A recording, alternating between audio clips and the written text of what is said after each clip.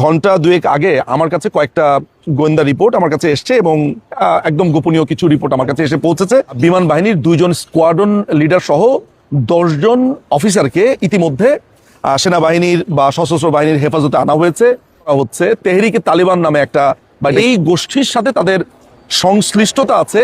যে বাংলাদেশের যে কিছু গুরুত্বপূর্ণ স্থাপনাতে হামলা হবে, যেমন সংসদ ভবন, পুলিশ একাডেমি বা বিভিন্ন স্পর্শকাতর জায়গাগুলোতে হামলা হবে বলে এক ধরনের গোয়েন্দারা তথ্য পেয়েছেন। দেশে আবারও জঙ্গি হামলার আশঙ্কা, উগ্রপন্থীরা মাথাচাড়া দিয়ে উঠছে। গতকাল বাংলাদেশ পুলিশের হেডকোয়ার্টার্স একটা বিজ্ঞপ্তি দিল যে বাংলাদেশের একাধিক রাষ্ট্রীয় স্থাপনায় হামলা হবার একটা সম্ভাবনা আছে।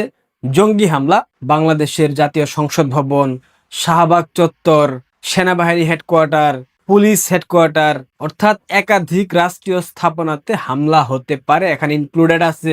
প্রিয় দর্শক, এবার জঙ্গি হামলা শুরু হচ্ছে, আর সেই হামলাতে সংসদ ভবন এবং জাতীয় যে পর্যায়ের যে বিষয়গুলো রয়েছে গুরুত্বপূর্ণ সকল স্থাপনাতে হামলা চালাবে, বাংলাদেশকে ধ্বংস করার চক্রান্ত চলছে। আমরা সেই বিষয়ে গুরুত্বপূর্ণ কিছু প্রতিবেদন দেখে আসবো। না টেনে লাইক করে আসুন, শেষ পর্যন্ত ভিডিওটি দেখতে থাকি। মেট্রো রেল, এলিভেটেড এক্সপ্রেসওয়ে, এছাড়াও আরো গুরুত্বপূর্ণ যে স্থাপনাগুলো আছে, বিশেষ করে ঢাকায় জঙ্গি হামলা হতে পারে। এই মর্মে বাংলাদেশ পুলিশ সব ধরনের নিরাপত্তা জোরদার করবার জন্য সকল বাহিনীকে তারা আহ্বান জানিয়েছে। বাংলাদেশের সাধারণ মানুষ থেকে শুরু করে সবাইকে তারা সতর্ক থাকবার জন্য আহ্বান জানিয়েছে। আমার এই ভিডিওটা বাংলাদেশের সশস্ত্র বাহিনীর উদ্দেশ্যে। আমি জানি বাংলাদেশ পুলিশ, বাংলাদেশ সেনাবাহিনী, র্যাব, বিজিবি সকল বাহিনীর অনেকে আমার ভিডিও দেখেন, আমাকে অনেকে ইনবক্স করেন। আমি জানি আপনাদের সবার উদ্দেশ্যে কয়েকটা কথা। আপনারা যারা বাংলাদেশের সশস্ত্র বাহিনীতে কর্মরত আছেন, আপনারা তো স্বাধীন সার্বভৌম বাংলাদেশের নাগরিক। আপনারা তো অন্য কোনো গ্রহের নাগরিক না। আপনারা তো পাকিস্তানের নাগরিক না। আপনারা যে শ্বাস প্রশ্বাস নেন, আপনারা যে পানি পান করেন, আপনারা যে খাবার খান, যে মাটিতে অবস্থান করছেন, এটা কিন্তু বাংলাদেশের মাটি। এই শ্বাস প্রশ্বাস, খাবার, পানি সবকিছু বাংলাদেশ থেকে উৎপন্ন হয়, বাংলাদেশের ভূখণ্ড থেকে আপনারা এগুলা গ্রহণ করেন। তাহলে বাংলাদেশের স্বার্থকে বাদ দিয়ে বাংলাদেশের স্থিতিশীলতার প্রশ্নে আপনারা কেন আপোস করেন? গতকাল বাংলাদেশ পুলিশ বিবৃতি দিল বাংলাদেশে জঙ্গি হামলার একটা সম্ভাবনা আছে। আজ গোয়েন্দা তথ্য পেলাম, টিটিপি তেহরিকে তালেবান, টিটিপির সাথে বাংলাদেশ বিমান বাহিনীর একাধিক সদস্যের সম্পৃক্ততার প্রমাণ পেয়েছে বাংলাদেশের গোয়েন্দা সংস্থা। ইতিমধ্যে স্কোয়াড্রন লিডার সেনা হেফাজতে 10 জনকে রাখা হয়েছে, আর বাকি 11 জন পলাতক। বিভিন্ন মারফতে শুনতে পেলাম তারা দেশ থেকে অলরেডি চলে গেছে। এই যে বাংলাদেশ বিমান বাহিনী, বাংলাদেশ সেনাবাহিনী, বাংলাদেশ নৌবাহিনী, এই 3টা বাহিনীর একাধিক সদস্য পাকিস্তানপন্থী, আইএসআই পন্থী। তারা পাকিস্তানের স্বার্থ বাংলাদেশে রক্ষা করতে চায়। তারা পাকিস্তানপন্থী হয়ে সব ধরনের কর্মযজ্ঞ পরিচালনা করে।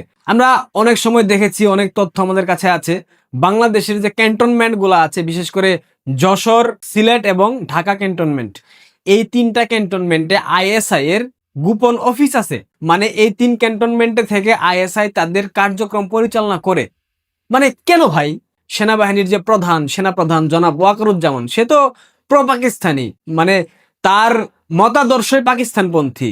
সে পাকিস্তানের স্বার্থ কিভাবে রক্ষা করতে হয় সেটা করে যাচ্ছে। কিন্তু বাংলাদেশ সেনাবাহিনীতে তো বাংলাদেশ পন্থী অনেক অফিসার আছেন, মুক্তিযুদ্ধের পক্ষের অনেক অফিসার আছেন। হ্যাঁ, আমরা মানতেছি আপনাদেরকে কুণ্ঠাসা করে রাখা হয়েছে।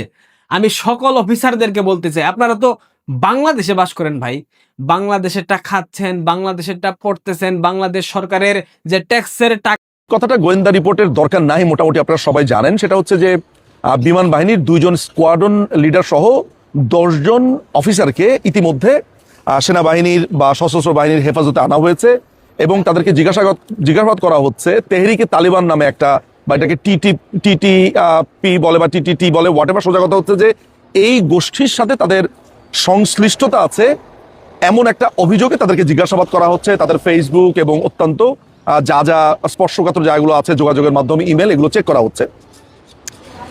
তো এই ঘটনাটাকে যদি আমরা একটা সাইডে রাখি, যে বিমান বাহিনীর 10 জন গ্রেফতার, আরেকটা তথ্য আপনাকে জেনে রাখতে হবে, সেটা হচ্ছে যে আরো 11 জন অলিখিতভাবে ছুটি না নিয়ে তারা মিসিং।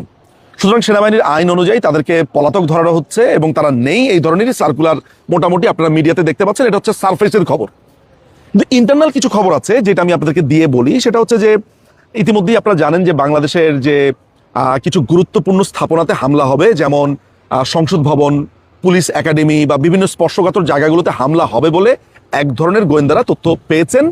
এবং এটাকে কেন্দ্র করে আমার কাছে যে গোপনীয় যেই রিপোর্টটা আছে সেখানে আমি দেখতে পেয়েছি যে ইশতিয়াক আহমেদ সামি ওরফে আবু বকর ওরফে আবু মোহাম্মদের সাথে চাকরিচ্যুত 2 সেনা সদস্যের নিয়মিত যোগাযোগ বিষয়ে তথ্য পাওয়া গিয়েছে।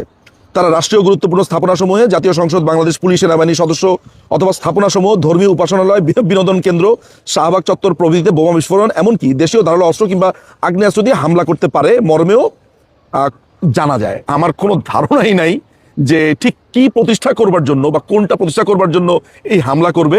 এবং আমি কোয়াইট শিওর যে বাংলাদেশের 95% মানুষ বা তারও বেশি মানুষ হয়তো বা, মানে আমি পার্সেন্টেজটা না জানলেও, একটা মুসলিম প্রধান দেশ, সেখানে আমার মনে হয় না যে যারা বাংলাদেশে যারা সাধারণ মুসলিম আছে তাদের মাথার কাছে ধারে আসে যে একটা কোপ মেরে ইসলামকে কায়েম করা যায়। সো এটা কেন করা হচ্ছে, কি করা হচ্ছে, সেটা গোয়েন্দারা খুঁজে বের করবে, বিশ্লেষণ আসতে পারে। কিন্তু আমরা কিন্তু একটা দীর্ঘ সময় বলে এসেছি সেনাবাহিনীতে একটা উগ্র ইসলামিস্টদেরই নানান ধরনের সেক্ট আমরা দেখতে পাই, একটা উগ্রতা, এবং যাদেরকে আমরা নানানভাবে আসলে বিশ্লেষণও করতে পারি যে তারা সিআইএ এর টাকা খেয়েছে, আমরা বলতে পারি তারা ইসরায়েলের সাথে তাদের সংযোগ আছে। কারণ আমাদের সাধারণ দৃষ্টিতে আমরা কখনোই মনে করি না যে বাংলাদেশের একজন ধর্মীয় প্রাণ ব্যক্তি আরেকজন ধর্মীয় প্রাণ মানুষকে খুন করে ফেলতে পারে। এটা একদম আমাদের বেসিক সেন্সে কখনো আসেই না। ফলে এটা কাদের মদদে হচ্ছে, কিভাবে হচ্ছে, হঠাৎ করে এরা কোত্থেকে এলো, কেন তারা মিসিং, পাকিস্তানের লিঙ্ক এখানে কেমন, পাকিস্তান এখানে কি করতে চায়, এটা কি একটা প্রক্সি ওয়ার কিনা, ভারতে কোনো অ্যাটাক করতে চায় কিনা, অন্য কোনো দেশে করতে চায় কিনা, এগুলো পরবর্তী বিশ্লেষণের দাবি রাখে। আমি যে কারণে ভিডিওটা করতে চাচ্ছি সেটা হচ্ছে একটা দীর্ঘ সময় ধরে আমরা বলে এসেছি যে বাংলাদেশ সেনাবাহিনীতে হিজবুত তাহরির এই উগ্রপন্থীর একটা বড় ধরনের বিকাশ হয়েছে।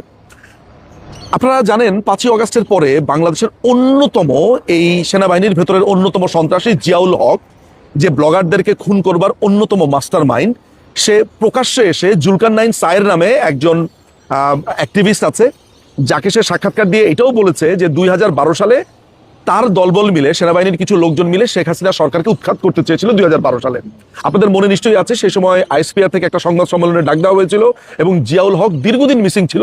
এবং আমরা এইটাও জানি জসিমউদ্দিন রহমানি, যেটা আল্লাহ করিম যে মসজিদটা আছে আদাবরে বা আপনার ওই সাইডটাতে বছিলাতে, সেই লোকটাও তখন গ্রেফতার হয়। আমরা জানি ব্লগারদেরকে হত্যাকাণ্ডে সেই জসিমউদ্দিন রহমানিকে গ্রেফতার করা হয়।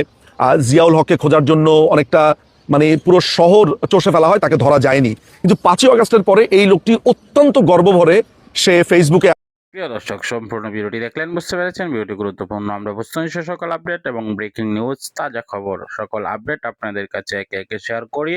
অবশ্যই আমাদের চ্যানেলটিকে সাবস্ক্রাইব করে পাশে থাকা বেল বাটনটি অন করে দিবেন, তাহলে নিত্য নতুন সকল আপডেট সর্বদাই সর্বপ্রথম পেয়ে যাবেন। দেখা হচ্ছে পরবর্তী অন্য কোনো ভিডিওতে। সে পর্যন্ত ভালো থাকুন, সুস্থ থাকুন। আসসালামু আলাইকুম ওয়া রাহমাতুল্লাহ।